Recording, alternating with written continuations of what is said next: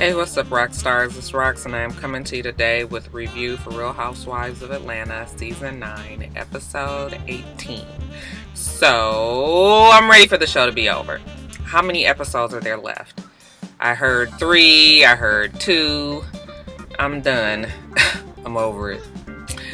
This episode was definitely a filler. You could tell. It was a whole bunch of shit that didn't nobody care nothing about. Also, Jada wants to tell everybody thank you for the birthday wishes. 1 down, 1 to go. Joe on Wednesday. But yeah, it was an eventful weekend. Glad it's over. I'm tired today, if you can tell. Thank you for all the sweet 16 wishes. We had a really nice weekend, okay? All right, as far as a review, let's get to it, shall we? Let's see. Candy.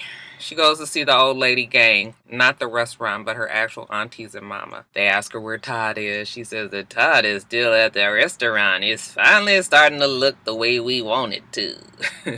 I didn't put my all into that, you guys. I'm not doing no more damn impressions. I'm sorry. I don't feel like it. They ask her about the trip, how it went. And she says it didn't go all that well, but I guess she and Todd had a good time. I thought it was funny when they were just like, they never let us go on any of these trips. And Candy was just like, why you don't think so? And Bertha was just like, because we would eat them alive.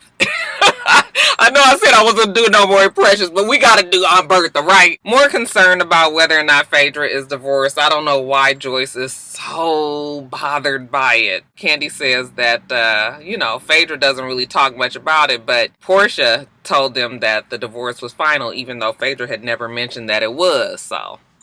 I mean, Phaedra ain't really got to tell. I mean, definitely Phaedra ain't telling Candy, so I don't know why she's talking about it as if Phaedra was going to sit down and have a discussion with her, of all people, about it anyway. So, I mean, that was it. That was it. I'm assuming we're going to see the episode with Apollo's girlfriend, which is so anti-climatic now, but I guess the girlfriend is going to be on the episode next week. And the way they're not even making no big deal about it, it might not be on there, but if she is on there, it'll probably just be her walking into the room and that's going to be it, just like we saw on the previews. But that's it for Candy. As far as Portia is trying to get this baby nupped together, okay? You know how you have your prenuptials, the contractual agreement when you get married to somebody. Well, she wants to have a agreement of the same type, except this time it will be discussing an impending baby. Well, she's not impending because she's not pregnant, but yeah, she wants to get this contract together for her and Todd. Okay, so she calls Phaedra. And Phaedra's like, girl, you need a damn baby like I need a hole in my head. Absolutely not. I don't want you to have a baby daddy. I agree with Phaedra. I mean, I know it happens that way. A lot of times people have baby mamas, baby daddies, and I'm not frowning upon that either. Shit happens, right? But if you have some control over the situation, I don't know why you would purposely set out to have a baby on your own. It is a very large task, and I'm sure most single mothers would tell you that. Plus, when you look at Todd and Portia, it don't look like them two gonna stay together no length of time. But how about when she said that, when we was out in Hawaii, that their relationship was renewed? I was just like, now why exactly after all the shit that went down? I mean, I guess Todd was turned on by the whole, three-way, freaky sex dungeon, Portia putting the face in the place on all these women.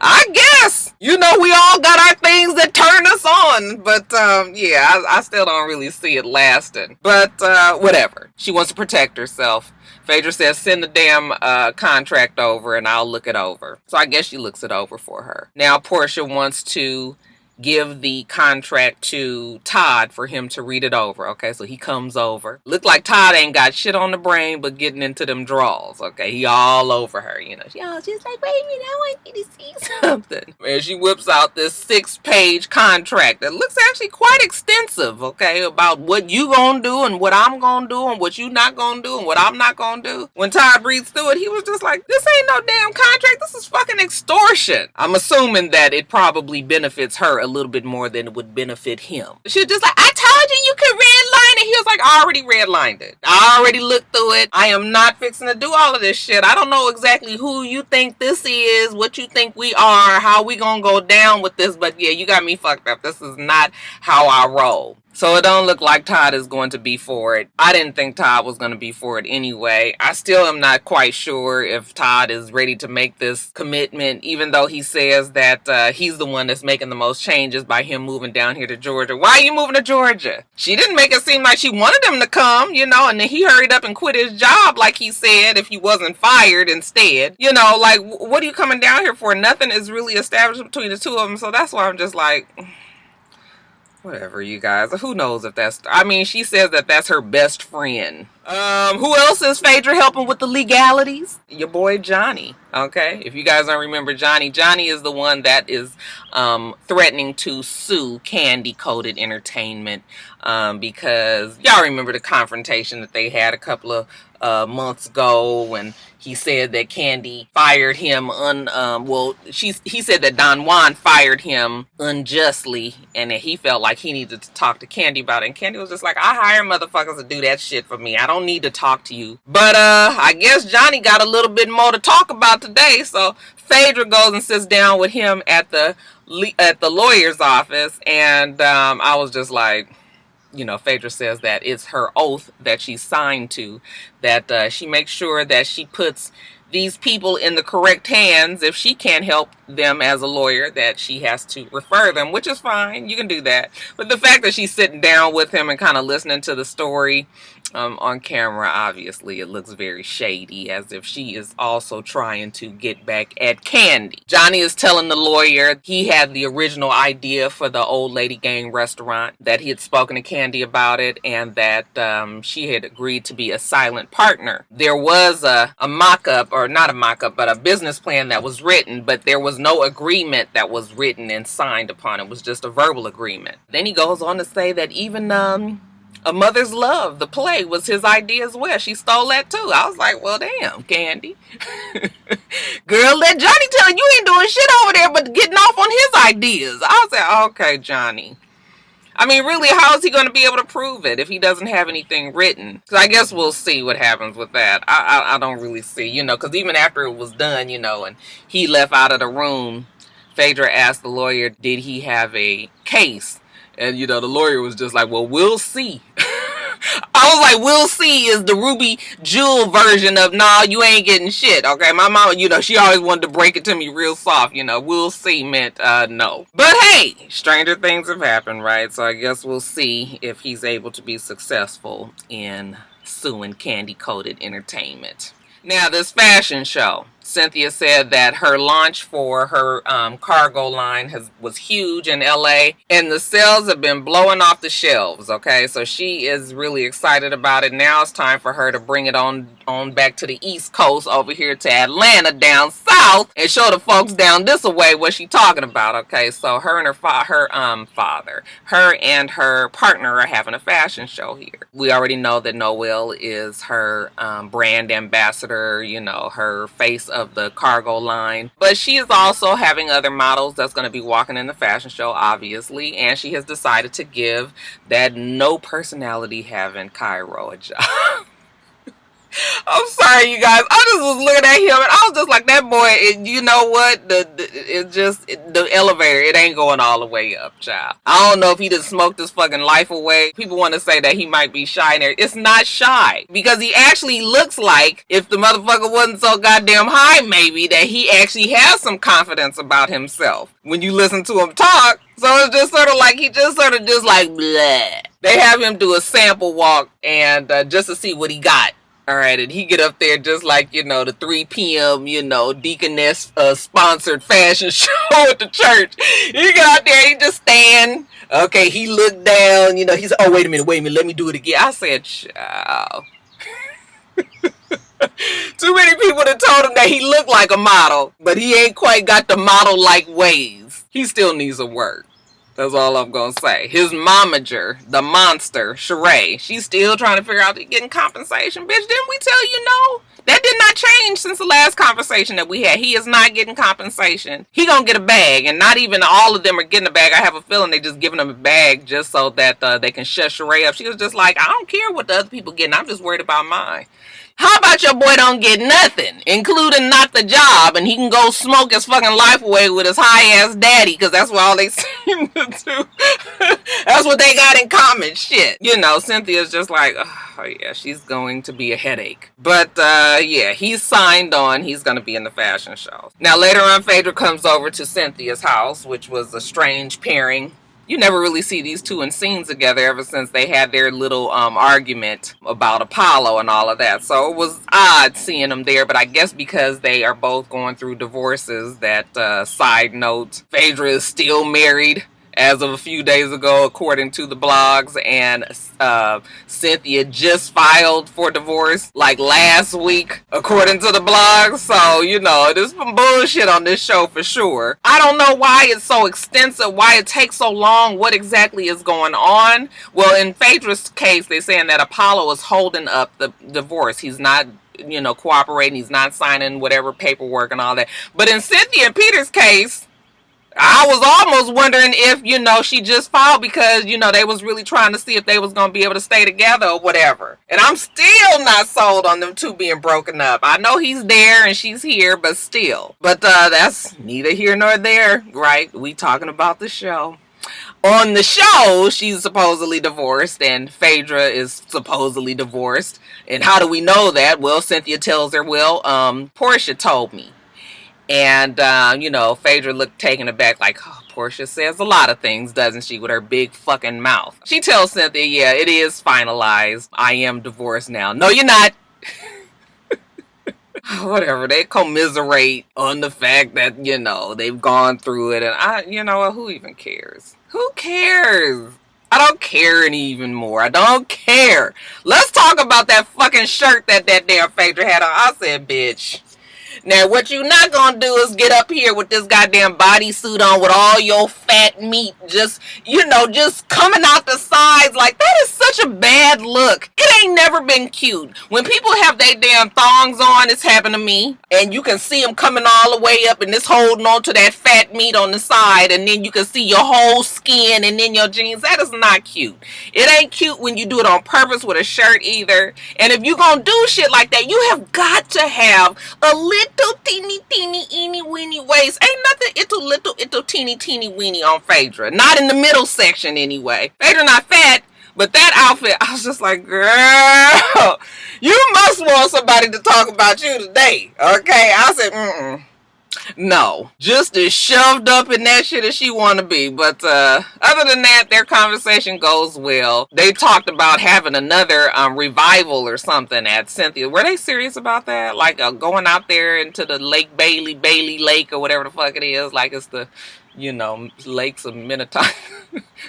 Oh, I don't even care. You guys, let's move on to the fashion show. So it's in a real artsy-fartsy place with a lot of, you know, paint splatter and graffiti and broken down cars, and it's underground, and, you know, it's real edgy and cute. Even though everybody that's there look like they just sort of like, oh, well, what exactly is this? The models are there. They're trying to get everybody made up and prepared, and Cairo is not there. That's because the motherfucker is smoking somewhere. High-ass motherfucker. You know, he's not there. Cynthia calls the monster momager, and she's like, oh, he been gone, girl. But, you know, the traffic's been real bad, so he might be, you know, still on his way. Cairo gets there. We don't know what time that he got there. They didn't make, you know, they didn't say. So, really, he probably wasn't all that late. They probably was just making it extra dramatic, you know, just so we could just be mad at Sheree for another reason. But he gets there, you know, he just sort of just like, hey, I'm here. Noelle asked him if he's nervous. He said no. He's not nervous. That's why I said he's not shy. They kind of get on him like, you know, where you been? And he was just like, oh, I was waiting on my mom. So they like, fine, whatever. Let's get, you know, you ready and get everybody together. So the guests start getting there. Sheree gets there. The cargo, you know, the co-owner, he goes up to Sheree, and I guess he was going to try to read her about Cairo being late, and I was just like, child, you don't do that with Sheree, because Sheree is just Sheree, and she's always going to say something back. She was just like, but yeah, he wasn't that late. Okay, 10 minutes. He was like, no, it was more than 10 minutes. She was just like, okay, well, whatever it was. Like, why is it so fucking hot down here? Y'all ain't got no air. Bitch about to sweat to death. I was saying, yeah, he didn't quite get the reaction that he wanted to get out of Sheree. We see Candy get there with Riley and Todd, and then we see who else? Kenya. Kenya gets there as well. Phaedra's not coming. Portia's not coming. Long story short, we get to the fashion show, and it's a fashion show. You know, Noelle walks out, Cairo walks out. They get a couple of other, you know, models, edgy, you know, afros, you know, dark skin, light skin, you know, just that whole little look. And yeah, you know, it looks like it was a good time had by all. Okay, and then afterwards, Cynthia walks out all proud. You know, thanks everybody for coming. Afterwards, Candy and Kenya are standing around talking, and Candy was just like, have you talked to Phaedra at all? And she was just like, no, you know, once she had said that I was responsible for breaking up her marriage, no, I have not talked to her since then. Candy knew she wasn't going to talk to, why would she have talked to Phaedra again after that fiasco? They just be talking, just like I said, you guys, a filler episode. Speaking of Kenya, her cousin Shay comes over to the house to visit. And you guys remember Shay. Shay is the aunt's daughter, you know, that Kenya pretty much looks up to as a mother. So Shay is sort of like a sister to her. They're talking about the Hawaii visit, and she's saying how, you know, shit was going well until Phaedra blamed her for all the shit that happened with Apollo and, you know, for her divorce. And, you know, Shay was just like, I thought you guys were in a better place. And she was like, I thought so too, but obviously not. I still honestly don't believe that Kenya had any ill intentions, just like Cynthia tried to tell Phaedra. Yeah, it was probably a stupid choice. Kenya strikes me as the one that just likes to have fun and all that, doesn't necessarily think things through, probably doesn't have many girlfriends that'll sit down and just tell her what's what. But the whole ill intention, people were all like, you saw that she had the, you know, the handcuffs on the ooh, it was a bug about to fly in the car. You saw that she had the handcuffs on the cake and all that. I was just like, yeah, that's the whole ball and chain. You used to be married, now you're not, you know. So I was just like, no, I still didn't see it as her being all that messy or shady. I thought she was just trying to have a good time. But yeah, you should not give people divorce parties. Let the person that's getting divorced give their own divorce parties from here on out. She says that it looks like her and phony Faye are not friends anymore. As far as Matt, what's going on with him, girl? We, you know, me and Matt, we can only just be friends. You know, I don't want to date him anymore. I'm thinking, like, why do you want to be his friend? Some people you just don't need to be around. He strikes me as the person that you could probably just cut all together. Did you love when she said that she's always on the go, and the fact that she never slows down probably emasculated him? That's not what emasculates a man. Plenty of men have strong women that are busy and doing a whole lot, and they still feel like a man. What emasculated them was you treating him like a fucking child and talking to him crazy and, you know, not respecting him in any kind of way. That's why the boy feel the way he do. Not necessarily because you just this busy housewife on a TV show that's successful. But even with all that being said, I still don't understand why she is fucking around with Matt. It is just beyond me. Because this is stupid. Okay, now it's the dog's birthday or some shit like that. She taking them to this place. And she invited their doggy daddy. Because he's the one that gave her the dogs anyway. So she was just like, he deserves to be here. So, you know, when he gets there, they're all happy to see Matt, you know, dad. And she sits down with him and she was just like, I haven't, you know, talked to you in a long time. And I heard that you talked to Cynthia. And he was just like, yeah, and I didn't really like the way that conversation went down. And she was just like, well, why not? Okay, now everything is pretty cordial up until now. And he was just like, because it's always Matt is the wrong one. You don't never make it seem like you did anything wrong. Everybody thinks I'm wrong. I said, here we go. She was just like, this motherfucker is crazy. Why are you talking about this right now? This is not what we decided to get together for. But I'm thinking to myself, like, every time you guys get together, it's like this. So when do you guys have good conversation? When do you guys have a good time? Why are you inviting him to the fucking dog birthday bath, whatever the fuck it is? Then he walks off. Evidently, he walks off to an area where production was not set up to go see. So, you know, he walks down the hall and then she go down the hall after him. And then here go production coming down the hallway. You know, they want to make sure they get this shit on camera. It's the same thing. He's saying, you treat me this way. You don't, look at me like a man. You talk to me crazy. All of this. And she was just like, I have done everything for you. I've never called the police on you even when I could have. You know, she always has to throw that in there. And, you know, he was just like all doing this. I said, I know this nigga ain't crying. I know you not fixing to cry on this TV. But just to let you know how emotional and unstable he is. All right, I thought he was going to swing on her. I was just like, girl, you know, she went and sat down, you know, just like, Matt, I apologize. I really apologize for whatever I did to you. I was like, girl, I'm going to need you to bag back. Bag back. I need all this arm space. You see this? This is what I need you to be away from that boy. Because he real strong looking and he looked like he might try it. If you give him a good enough reason, he looked like he could fuck her up. So, I told Team Twirl on Twitter last night, I said, y'all don't love your girl because why y'all letting this girl be out there with this? One of the Team Twirl girls told me that, oh, this was a long time ago. They broke up and everything. But I'm thinking to myself, why did you let it happen, period? Somebody needed to get in that girl's ear and just be like, why are you doing this? Supposedly it's men that's after her. The Nigerians, they say. You know, so it's just like Matt said, if you got all these men that want you, all right, why are you fucking with me? I was just like, well, that is a good enough question, Team Twirl. Somebody, y'all, let me know what the real is, because y'all girl can't do shit like this. It's just not a good look on her. She is a beautiful woman. Ain't no reason why she should be putting up with a fucking 29-year-old crazy motherfucker like this. Ooh, I'm sweating. All right, guys, let me get off of here. Make sure you rate, comment, and subscribe to the channel. itsrox. The channel is itsrox. Everything else I do will be in the bottom bar. All right. So I hope that you have a wonderful, wonderful rest of your day. I plan on doing the same. Till next time, Roxstars. Bye.